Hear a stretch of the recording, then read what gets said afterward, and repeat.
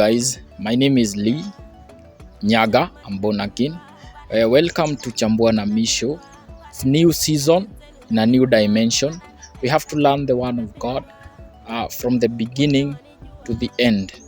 We trust in the name of God that He will be our Alpha and our Omega as we take this journey of learning the word of God.